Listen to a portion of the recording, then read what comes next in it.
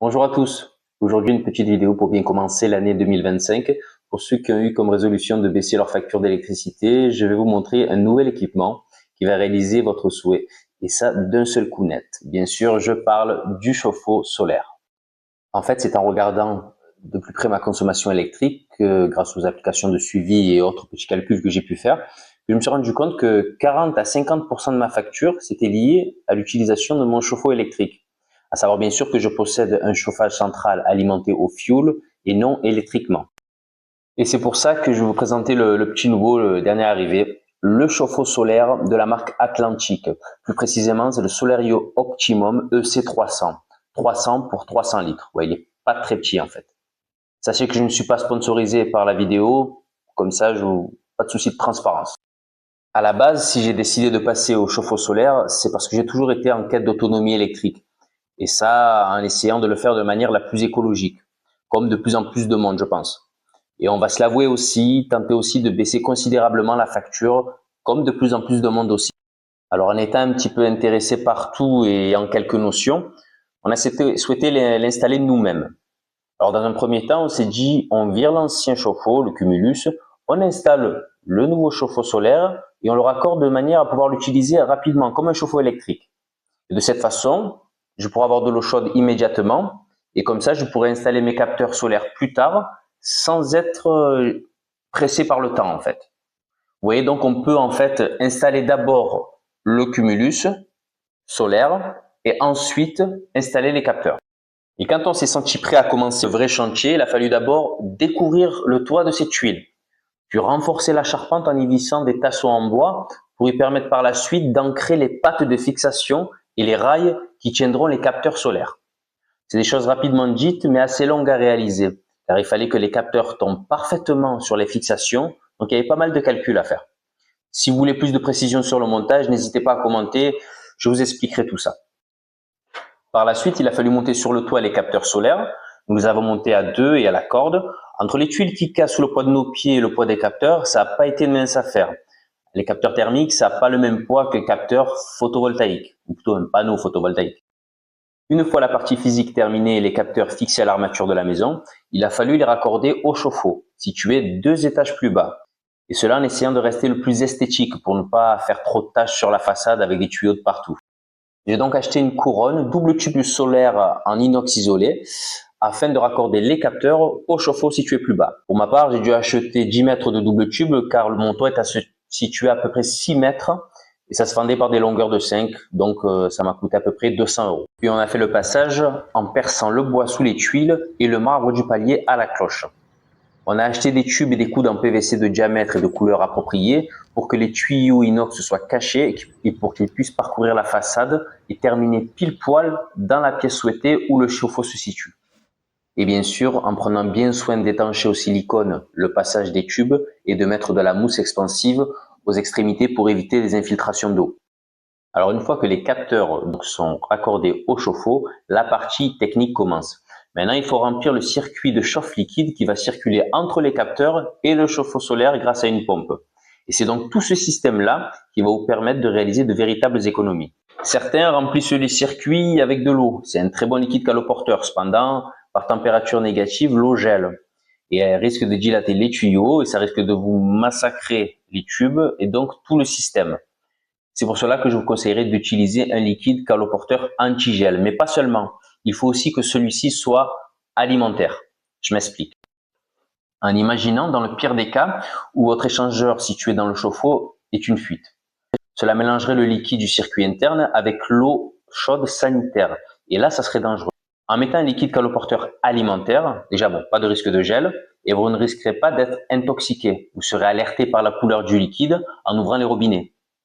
Mais si vous avez les yeux sur votre chauffe-eau, vous constaterez aussi une chute de pression dans le circuit. Donc utilisez ce produit, de toute façon c'est ce qu'il faut faire. Et n'oubliez pas de respecter les dosages. Et maintenant on passe au remplissage. On a utilisé dans un premier temps une pompe de remplissage électrique que mon père a fait spécialement pour moi. Et ça m'a permis de remplir le circuit de liquide et en même temps d'évacuer pas mal d'air. Et ça rapidement. Puis, après avoir purgé l'air des tuyaux, j'ai fini avec une pompe à épreuve manuelle pour mettre la pression souhaitée. Dans ce cas-là, c'était entre 3,5 et 4 bars. il ne faudra surtout pas oublier de régler le débit de fonctionnement de circulation, car celui-ci dépendra du nombre de capteurs que vous possédez. Pour un capteur 2 litres minute, 2 capteurs 4 litres minute, 3 capteurs 6 litres minute. Pour ma part, ce sera donc 4 litres minute vu que j'ai 2 capteurs sur le toit. Et c'est parti, on met en marche tout ça. Maintenant, il faut savoir qu'il y a 3 modes. Il y a 3 modes de marche. Un mode hiver, le premier mode, c'est le mode où la résistance électrique s'active. Mais ce qui est bien, c'est que vous pouvez choisir la plage horaire ou les plages horaires à lesquelles vous voulez qu'elles se mettent en marche. C'est-à-dire, par exemple, pour moi, je le mets sur la plage horaire de mes heures creuses, ce qui me permet d'être efficace sur ma consommation. Et c'est d'autant plus cool, car sur un chauffe-eau simple, il faut faire tout un micmac sur le tableau électrique pour que celui-ci se mette en marche sur les heures creuses. Là, c'est directement sur le tableau LCD du chauffe-eau solaire. Ça, c'est cool, franchement. Puis, il y a le deuxième mode. C'est le mode été. Le mode le plus intéressant, car c'est ce mode-là qui n'utilise pas la pointe électrique et c'est ce mode-là où la magie opère. Dès que la sonde située sur les capteurs solaires sur le toit atteint la température souhaitée, celle-ci active la pompe de circulation et elle va faire redescendre le liquide caloporteur réchauffé par le soleil dans le chauffe-eau et donc réchauffer l'eau sanitaire et donc de l'eau chaude gratuite. Perso, moi je trouve ça super. Quand je vois que la théorie devient pratique, moi ça me régale. Puis il y a le troisième mode, c'est le dernier mode, c'est le mode absence. C'est où la pointe électrique est désactivée et où les consignes solaires sont abaissées. C'est le mode que l'on met quand on part en vacances par exemple. Et c'est donc en ayant connaissance de tout ça qu'il va falloir être bon, car il va falloir jongler entre les différents modes, s'il fait beau ou couvert. À savoir qu'il y a aussi des sous-modes qui vous permettront de prioriser le mode solaire ou pas. Et si on se fait surprendre par les événements, il y aura toujours le mode boost. C'est un mode qui vous permettra d'utiliser la pointe électrique pour chauffer l'eau très rapidement, mais bon, pas économiquement, car la résistance, elle va bien chauffer. Pour conclure, vous verrez qu'il y a une réelle satisfaction à utiliser ce genre de chauffe-eau, le chauffe-eau solaire. Quand on voit que l'eau chaude qui s'écoule à la maison est chauffée par le soleil, eh bien on se sent plus écolo et on se sent aussi beaucoup moins inquiet par la facture qui arrive. Après, pas mal de gens peuvent se dire oui, investir dans ce genre de produit, ça coûte vraiment trop cher. Mais quand on y réfléchit, pas tellement. Si j'avais commencé par des panneaux solaires photovoltaïques, il m'en aurait fallu sûrement un grand nombre, avec sûrement pas mal de batteries pour stocker. Et il faut pallier à cette forte demande d'une résistance de chauffe-eau. Et je ne parle même pas de l'installation, hein. Il est vrai que, vous savez, plus on met la main à la pâte, plus vous serez gagnant. On le sait tous. Certains auront besoin d'un seul capteur et d'autres en auront besoin de 3. C'est à vous de savoir ce qu'il vous faut réellement par rapport à votre exposition au soleil et au nombre de personnes dans le foyer. Il y aura beaucoup de temps clair dans le sud et beaucoup moins dans le nord. C'est à vous de faire vos petits calculs. Personnellement, vivant à Marseille, je suis assez chanceux niveau température et niveau ensoleillement. Je me suis rendu compte qu'avec seulement 4 heures de soleil par jour, eh ben, je partais pour 2 jours d'eau chaude gratuite à la maison. Et ça, je trouve vraiment ça dingue. En vous rappelant que j'ai 2 capteurs sur le toit et nous sommes 4 à la maison. Je pense qu'un seul capteur aurait suffi pour les 5 à 6 mois les plus ensoleillés. Mais en ayant 2 capteurs, eh ben, je vois que je peux grappiller sur les mois les plus difficiles. En fait, je pensais au début qu'il fallait qu'il fasse assez chaud ou quoi, mais non, en fait, par expérience, j'ai vu que vraiment, il faut juste du soleil. Les capteurs font vraiment bien leur boulot. Je me doutais qu'installer ce genre de système serait intéressant, mais franchement, pas autant. C'est vraiment une agréable surprise et je vous conseille réellement ce type de produit.